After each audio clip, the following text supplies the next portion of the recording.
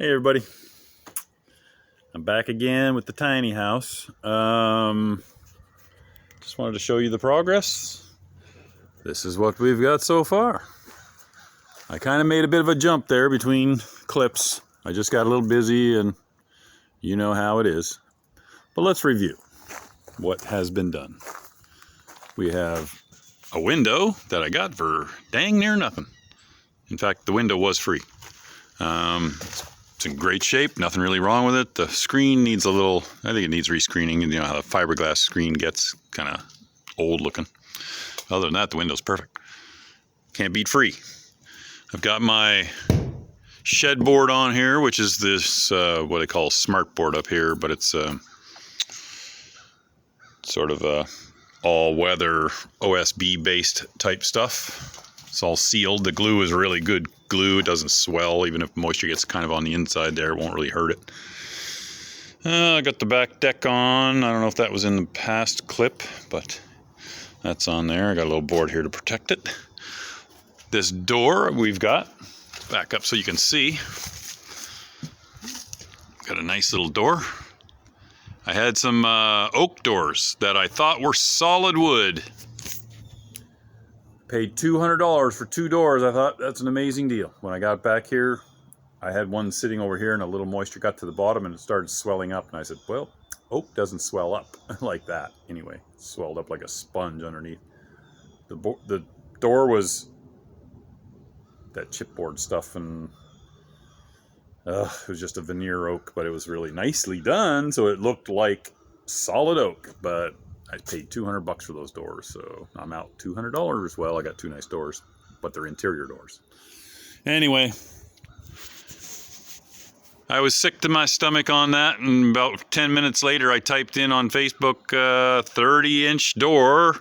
You know, how are you going to find a 30-inch exterior door? The first one that pops up, it says, brand new 30-inch exterior door, $30. Brand new. I had to buy some hardware for it, but that's how it was with that window in it. Perfect. That's the kind of windows I've been planning on putting in here. I've got one over here that I may or may not put it in. I'm kind of on the fence about it, but it's pretty big and it's kind of hard to find a good spot for it where it won't look kind of dumb because it's kind of big. I was going to put it above the door, but I think maybe a very large, to take up a huge space, so I don't think I'm going to do that. Now, before I talk about the top, let's look inside. Oh, by the way, this guy is the one who gave me the windows. He said, oh, you want these windows too? Sitting by his house. I said, sure, I'll take them. That window was perfect. That window was perfect, and I was thinking that window would look perfect in here. The only problem was that part there, the half round thing, if I centered it, it kind of took up too much usable space in the room, and I would have had to also modify what I've already done structurally. I would have had to cut that and put 2 down the sides, and I would have messed up a whole bunch of things. So I just went with that one. It could be off center where it's square, doesn't really affect the look too much. I'll just trim it nicely. And I'll save this one for another project because this was long too. It was going to drop it way down to where you'd be sitting. Like this is the place where you're going to be sitting down and you'd be leaning against the window, which, you know, that wouldn't be cool. Anyway, let's go inside here. I gotta build a little step to get up there. Some kind of like clip-on step or something. I don't know what yet, but... So it's a little tough to see. Let's see if the camera will adjust a little. I also had this long door window, and I'm still thinking about putting that in. But again, it's so long, it takes up usable space. So if I put it on a wall where it goes from the top to the wall to the bottom, because the ceiling in here is only 6'4".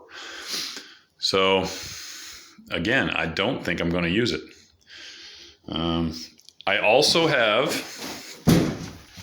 this little half round window. It's exactly the same size as the one that's in the door. And I thought about swapping it out because wasn't so sure I liked it. But I think that actually works better with this little tiny. And what I'm going to do is over on this side, there's going to be just like a little, kitchen height workspace. I'm not putting any systems in this thing because it's too small for that anyway. And I'm going to put that window up above. So, when you're tinkering at the kitchen thing, you got a thing at eye height to look out. Everybody likes that. So that's going to go there. And down on this side under the window is going to be a little bench nook type thing, a little narrower over here and a little wider over here, just long enough to lounge out for one person, because likely it'll just be one person staying in this thing. Couldn't imagine two people trying to live in here, but you could, I guess.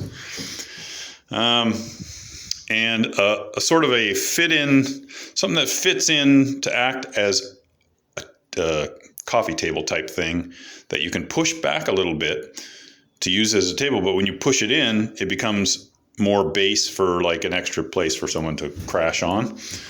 And then over in this corner, I'm going to put a wall for a closet size space that can also be used to put in a little porta potty camp toilet type thing. If you wanted to put such a thing in here, feel free. But I'm going to leave that up to whoever buys it. I don't want to get too complicated in here, because the more I thought about the interior and what I want to do with it, do I want to make it complete and finished? Because then it becomes very specific to its use. And then I thought, well, somebody might see the outside of this and think, oh, that's perfect for what I want it for. And then they open up the door and they see that it's finished out in a certain way. And it's like, well, yeah, but we don't really want a tiny house. We wanted it for a shed or a playhouse or something like that. So I think I'm going to go ahead and still insulate it and build some real basic structures in here to do the job without putting a lot of time into them.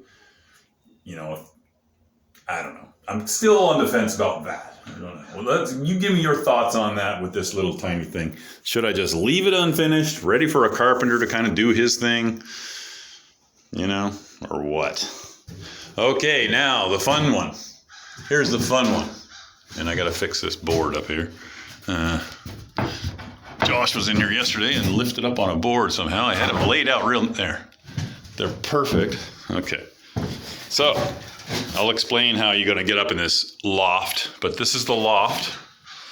And so you'll come up over here off to the side a certain way. I'll explain it in a minute. And up above, we've got our loft. It's not insulated yet. So I bent all these steel tubes, and it's going to get some insulation up here. Oh, that's that board popped up, but it should pop right down. There. Perfect fit. And the light spaces you're seeing there, that's just because it hasn't been trimmed out and hasn't been roofed. That's going to hide all that. And then spray foam. Every little gap will be spray foamed. It's getting foam insulation through the whole thing.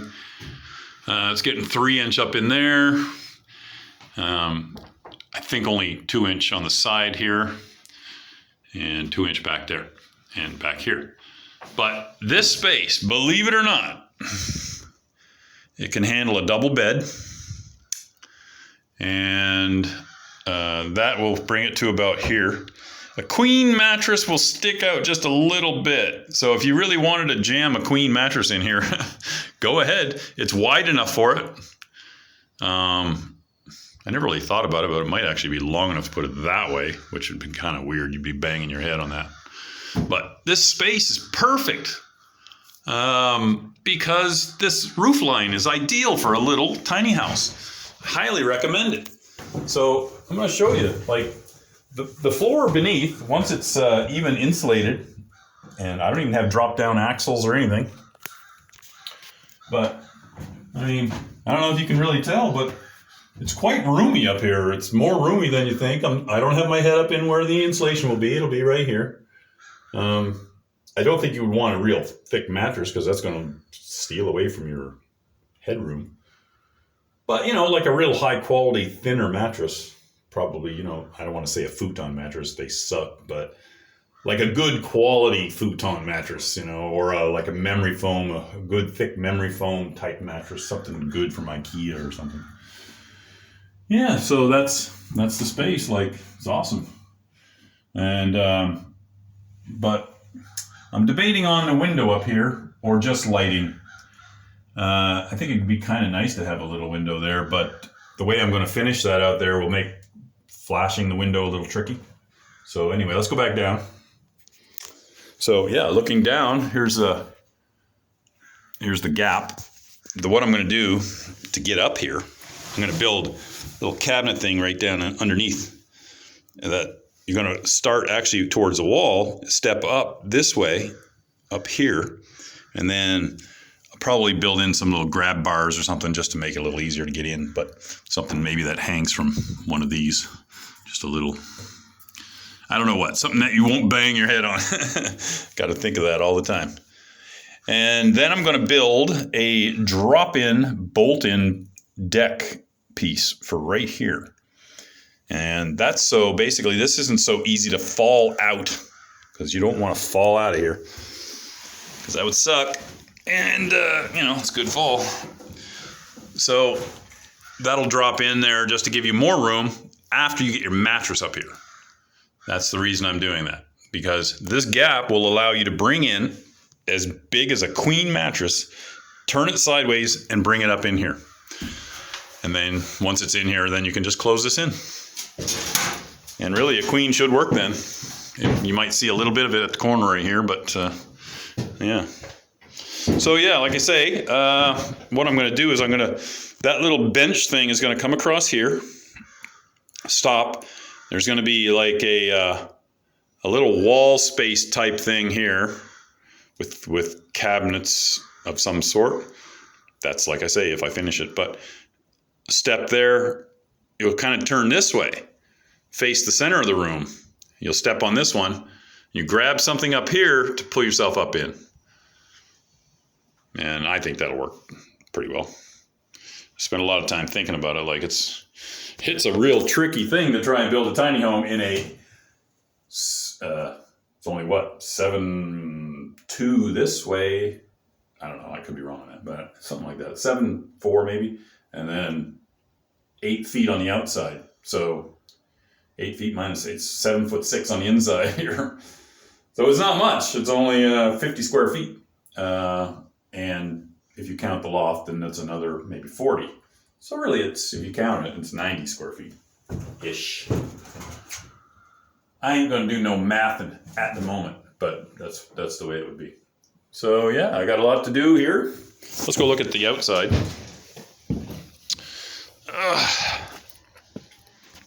So yeah, I got the, she's all ready to roof. I've got my, this is both somewhat structural piece and trim piece at the same time. So it's cut to match the roof line. It's screwed into the metal and the wood. And so it's acting as a structural piece to hold the panel in and stiffen the panel.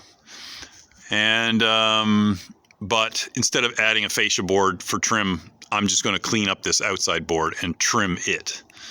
So it'll be all cork up those holes and get her painted.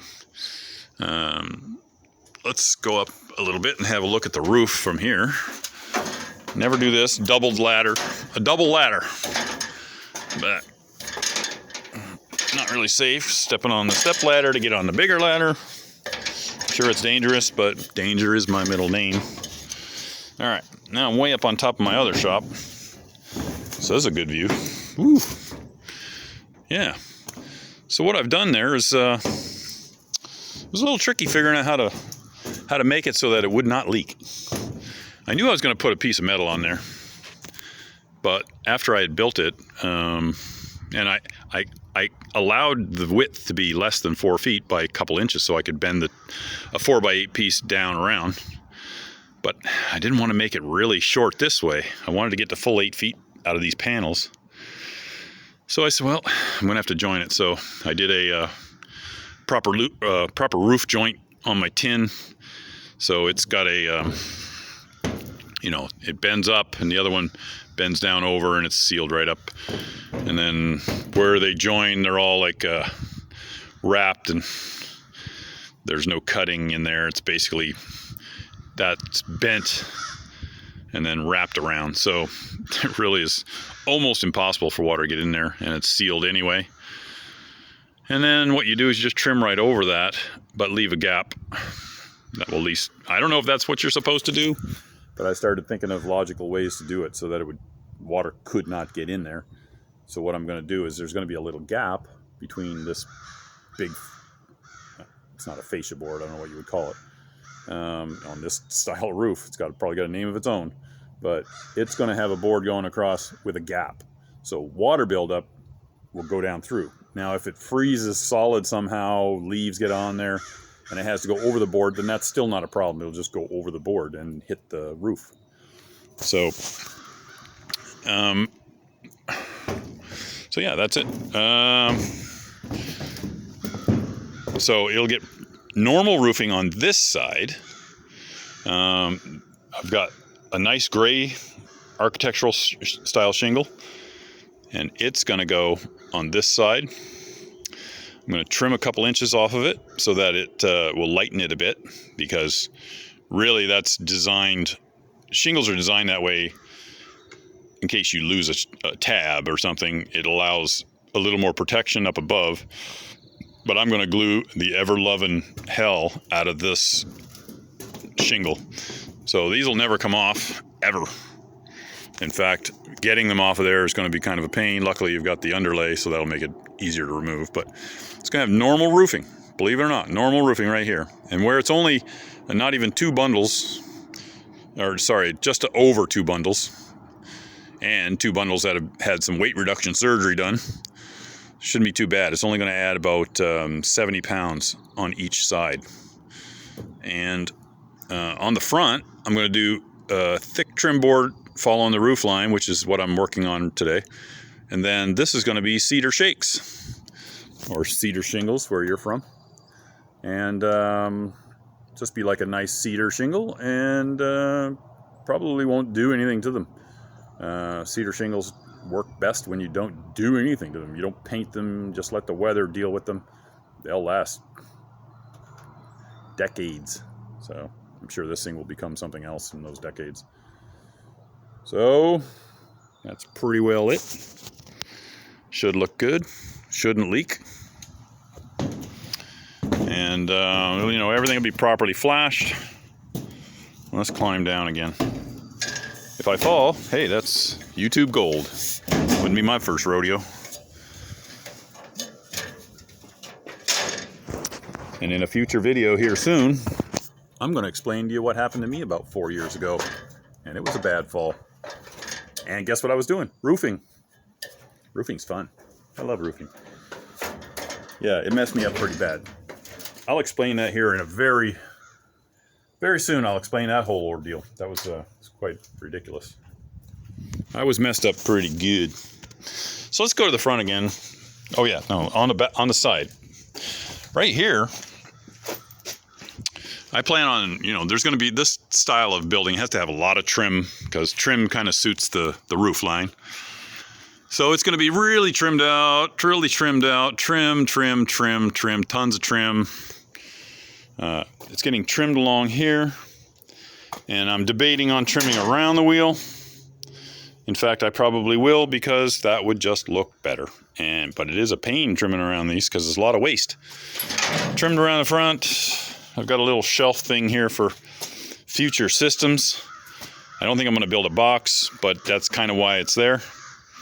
And I'm just going to put a nice board in there and finish it off. And it can just be for setting a plant on there if you like. And yeah, so that's pretty much it. I'm still debating on a little window, and maybe that little half window, because I can get those for $20. The only problem is they're not really thick, and they're hard to waterproof if they're not on a smooth surface. If they're on cedar shingles, it's going to be, how do you deal with that? So I'm kind of leaning towards not putting a window up there, unfortunately. I don't think it matters all that much as long as you have good lighting up there. It'd just be kind of neat to lay in bed and look out the window once in a while. Not that people will spend a ton of time up in a little space like that, but. And then last but not least, you can't have a Mahone Bay style captain's house without a proper widow's walk. I mean, that's the whole reasoning behind the flat roof and the shape. This is based on Mahone Bay style captain's house. You know, they're obviously more grand than this thing, but that's what I was going for. Something that was typical of my location. I live in Nova Scotia, and this is a typical Nova Scotian home. But they always had wrought iron around the top. So, you know, you got to do the wrought iron, right? That's going to be the big selling feature of this thing. So, got to have it. Anyway, that's where I'm at now. It's on the final stretches. I got it waterproof because it's going to rain a little later. Oh, let's have a quick look at what I'm doing with the trim board up here. This piece. So I got it laid out. I'm going to cut it out of this big board. I got a big old piece of, it's 2 by 12. And it's awful wasteful, I'm telling you, to make these pieces. So I've got everything laid out.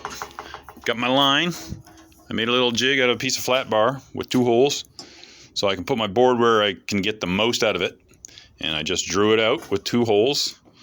And that's how long it'll need to be. And then I can turn the board around. I can draw another one there.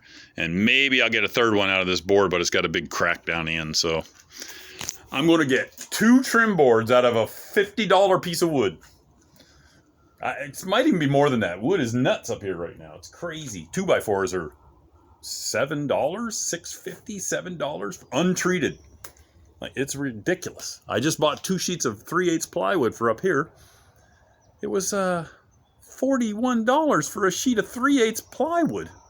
It's insane. The ship flap stuff here for the walls, it's much higher quality materials, and processed and everything, and it was only $38. It doesn't make sense.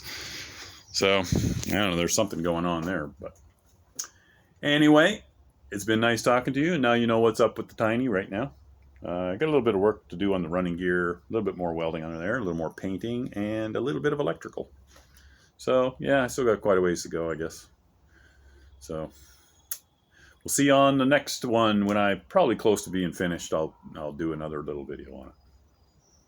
See ya. Hey, make sure you give me a thumbs up there and subscribe. If you're not subscribed, you got to subscribe. See ya.